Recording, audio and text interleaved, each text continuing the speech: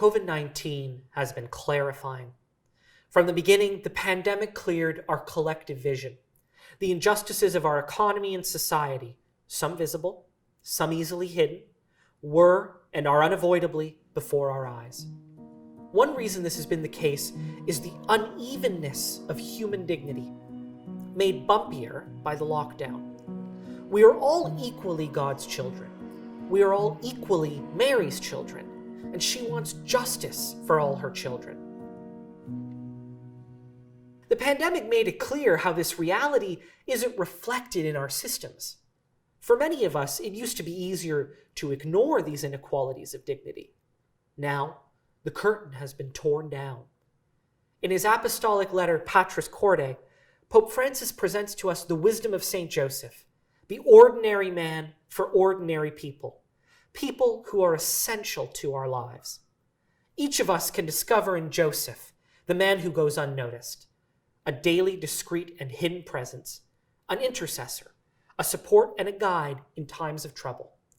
St. Joseph reminds us that those who appear hidden or in the shadows can play an incomparable role in the history of salvation.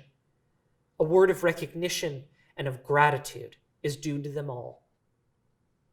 It is these ordinary people going unnoticed who are the heroes of the pandemic, and they suffer for their heroism.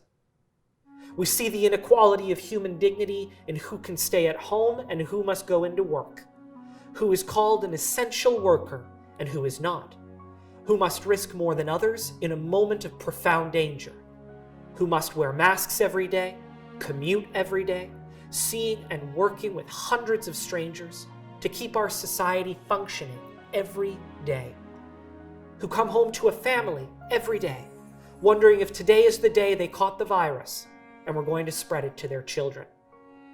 Yet, still, they go to work and they do their jobs day after day. Still, they care for their children like the Blessed Mother cared for her child, even in a stable, even in poverty, even at the foot of the cross. They share in her love and selflessness. Pope Francis describes them as those who weave together and sustain all our lives. Ordinary people, people often overlooked, people who do not appear in newspaper and magazine headlines or on the latest television show, yet in these very days are surely shaping the decisive events of our history. Doctors, nurses, storekeepers and supermarket workers, cleaning personnel, caregivers, transport workers, men and women working to provide essential services and public safety, volunteers, priests, men and women religious, and so very many others. They understood that no one is saved alone. It is these people, these essential workers, who kept us all alive. They are irreplaceable. And yet, despite their irreplaceability, we treat them otherwise. Their economic dignity is undermined. Many work multiple jobs in the service industry. Their wages remain too low at any one job to sustain family life. Their work is insecure. COVID-19 has added a whole new dimension to that insecurity. Despite safety precautions, the threat of catching the virus is omnipresent. Suddenly being a cashier is a dangerous vocation. Interactions with strangers happen hundreds of times per day. At the same time, consider that some of the best paying jobs in this economy are today among the safest. I'm one of the fortunate ones. I'm a writer. I work from a laptop. I can do my job in a suit at my office or on my couch in pajamas. The lockdown has been painful, certainly, but it's also cut my commute time by 100%. It's allowed me to cook lunch on a work day. It's allowed me to save more in an expensive city. It lets me stay perfectly safe by entering only one building other than my home, my grocery store. And so, we are left with the great gap of the pandemic. The people who are most needed are the people most in pain. What do we do about this? How can we help essential workers who have kept us alive under dangerous circumstances? Let's begin with this. Banging pots at 7 p.m. in solidarity won't do it. Neither will retweeting. Neither will lawn signs saying, "We support healthcare heroes." These aren't bad things in and of themselves, but words are easy. Solidarity must be love in action. We have to ask ourselves, what can we actually do? I have some suggestions. First, let's continue to fight the pandemic and its aftermath.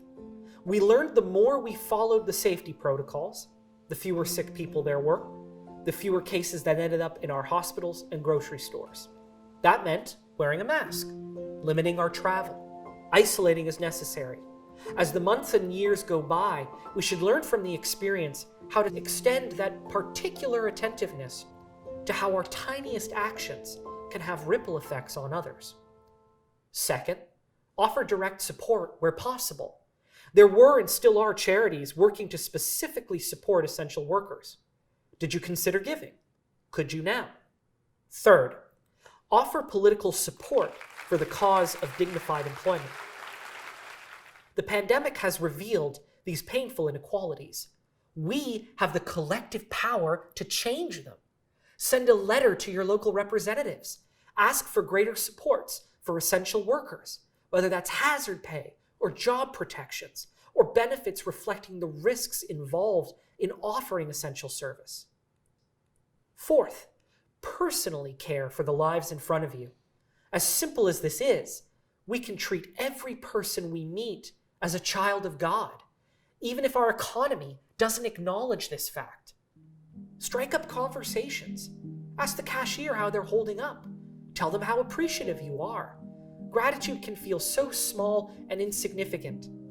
It isn't. It can make all the difference. Fifth, and this is critical, is to speak up for essential workers where we are. Many of us make decisions at work or in our personal lives that affect others. Make some decisions that will benefit essential workers. Consider organizing colleagues to support a particular charity or initiative. Connect with your vendors about their labor practices and whether their employees are receiving extra support in this difficult time. If we move our companies, churches, nonprofits, and governments to do more to support dignified employment, especially in a pandemic, we can change the world together. And that changed world will look more like a place where every person is considered unique, irreplaceable, and loved for themselves, where their dignity has nothing to do with their work. Last, but certainly not least, we must do what St. Joseph is undoubtedly doing right now in heaven. We must pray for our brothers and sisters. Ask the Blessed Mother to intercede for her children. Ask her to share her love and protection generously with these ordinary heroes keeping us alive. Ask God that they be kept safe and that a spirit of generosity seize all of us. And here's one more prayer. As Pope Francis put it, pray that even as our world slowly returns to normal, that our visions remain clear, that we no longer accept these injustices as normal, that we see them as what they are, unnatural, inhuman, and a reflection not of God, but of sin. Pray that COVID-19 marks a shift, one where we take action to address these injustices, and let us recognize the simple fact of human dignity. In God's eyes, all of us are essential. To Joseph and Mary, all are equally God's children.